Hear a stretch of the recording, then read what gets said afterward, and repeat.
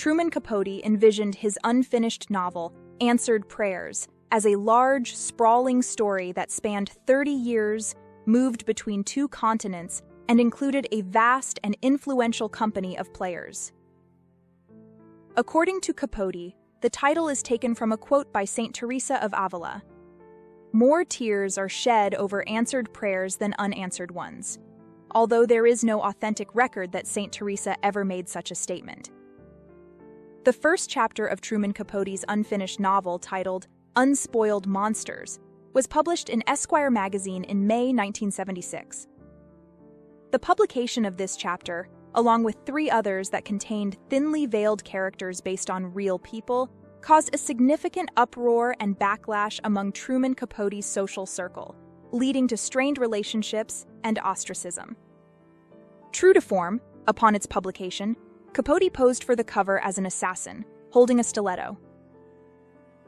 Capote allegedly teased friends with that wry smile of his, saying that if they were not careful, he would put them in his book. He described the book in People magazine as being like a gun. There's the handle, the trigger, the barrel, and finally the bullet. And when that bullet is fired from the gun, it's going to come out with a speed and power like you've never seen. The other published chapters of Truman Capote's unfinished novel published in Esquire magazine are Mojave, published June 1975, La Côte Basque, 1965, published November 1975, and Kate MacLeod, published December 1976. Despite the publication of these excerpts, the complete novel was never finished, and its final fate remains a subject of mystery and speculation and loads of theories to this day. And that is what this video is about. All the many theories, truths, and half-truths about what really did or didn't happen to answered prayers. Plus, at the end, there is a surprise chapter recently discovered that I'll tell you about. For now, I'll start with a commonly held theory that Truman Capote never wrote any more of Answered Prayers, following the 1976 Esquire chapters, having fallen into a deep despair, abusing alcohol and drugs until his death 8 years later. This is what Jack Dunphy, Capote's longtime companion, believed. Even though Capote pretended publicly right up until his death to be working hard on the book, he was simply unable to finish his work. "I'm very glad that Truman did not live to see Answered Prayers published. It would have broken his heart," said Jack Dunphy. In 1987, author George Plimpton assembled an oral biography of Capote that was filled with the theories and ideas and purported experiences of those who knew him. This biography, titled Truman Capote, in which various friends, enemies, acquaintances, and detractors recall his turbulent career, provided insights into Capote's life and the challenges he faced during the creation of his unfinished novel, speculating about what happened to Answered Prayers. Norman Mailer, one of Capote's greatest literary enemies, surmised that the book probably died in him years earlier. Mailer understood the elite society that Capote sought to expose in his desire to exact revenge on the beautiful people who had seduced him, thereby distracting him from his work. In Mailer's mind, New York society had swallowed his talent. He likened Capote to a little Napoleon who believed that writing his ultimate masterpiece would increase his prestige among the jet set. But he didn't understand the true social force of New York, that even he could be kicked to the curb. He just wasn't strong enough to say, "A plague on your house," and write the book he could write. Another enemy, Gore Vidal, scoffed at the idea that Capote could ever have succeeded in his ambitions, saying he simply didn't have the kind of concentration it would take to write anything more than just a gossip novel of the lowest nature. When the unpublished version of Capote's Answered Prayers was eventually published by Random House, Capote's editor, Joseph Fox, wrote a note to the publication saying that he believes that there is a possibility that Capote did write as many as 4 more chapters, but that they did not live up to his hopes for them. So he deliberately destroyed them during the final years of his life when he was almost incoherent because of drugs or alcohol or both.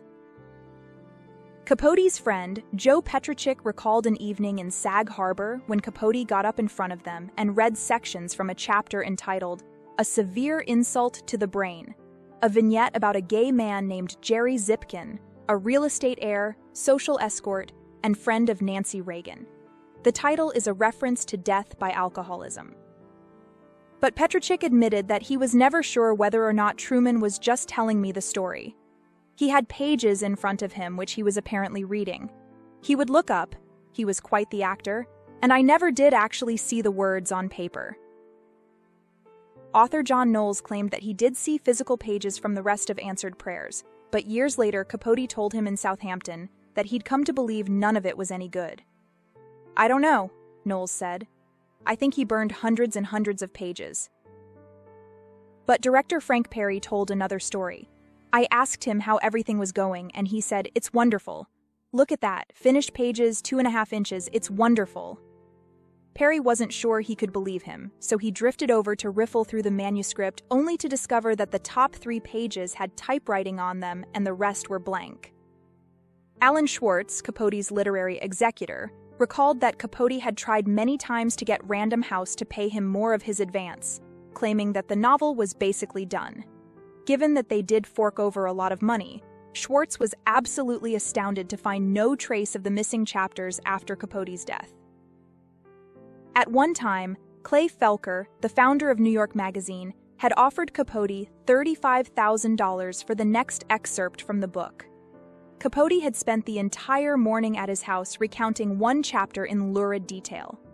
He said he'd give it to him that weekend, but Capote later backed out.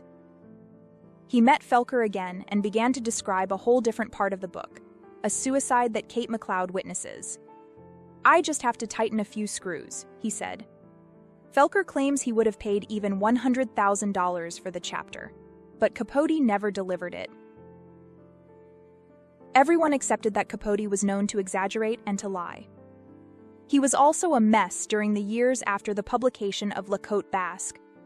John Knowles recounted how Capote once lost $4,000 worth of cocaine in his front yard and later got so inebriated that he fell out of bed 15 times in one night.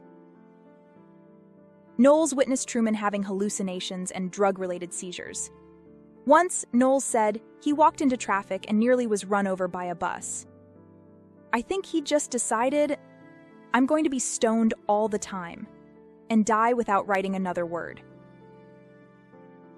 The literary executor Alan Schwartz recalls that, at one point Capote asserted to him that the novel was finished and that his former lover, John O'Shea, had stolen it and taken it to Florida in the trunk of his car. Capote asked Schwartz to file a lawsuit demanding the return of the pages. Later, Truman claimed to have gone down to Florida and personally blown up O'Shea's car. He said, "One day, little Johnny went downstairs and his car wasn't there. Instead, there was a big puddle where a car used to be. Nobody believed Capote did any such thing." Producer Lester Persky claimed for a long time to have the manuscript locked in a drawer in his house he couldn't open. When he and Schwartz finally did pry it open, there was nothing there. Then there was Joanne Carson, ex-wife of Johnny Carson and one of Truman's female friends. Not really a swan, but a close confidant. She said that Capote gave her a key to a safe deposit box on the morning of his death, but that there was no number on the key, and furthermore, she had no idea what box, in what bank, or even in what city it belonged to. She claims to have read firsthand 3 of the chapters from the unfinished manuscript. She described them in some detail to George Plimpton, who says that he then personally went to Alan Schwartz to ask about the safe deposit key. Schwartz confirmed there was a key, but even as they tried to track it everywhere, they never found any possible safe deposit box or anything else it might open. Capote's favorite story about the location of Answered Prayers was that he had locked it up at the Greyhound station in Los Angeles, but apparently the key had no connection to the bus station. In 1971, 4 years before Capote released the Esquire chapters, he appeared on the Dick Cavett Show and jokingly said that the book would be his posthumous novel. "Either I'm going to kill it, or it is going to kill me." More recently, researchers from Vanity Fair stumbled across an unfinished manuscript of another chapter meant for Answered Prayers entitled "Yachts and Things" among Capote's papers at the New York Public Library. The 6 typewritten and hand-edited pages were published by Vanity Fair in December 2012, and can be read in its entirety on the Vanity Fair website in their archives. I left a link below for your reading pleasure, and any thanks that you want to throw in the comments, I'll be happy to receive. This long-lost chapter had been sitting at the New York Public Library for more than 2 decades. It makes you wonder if Truman had been hiding parts of his infamous novel Answered Prayers right under our noses all this time. Speaking of which, here are a couple of videos on the friends who did and those who did not. Stay loyal to the end.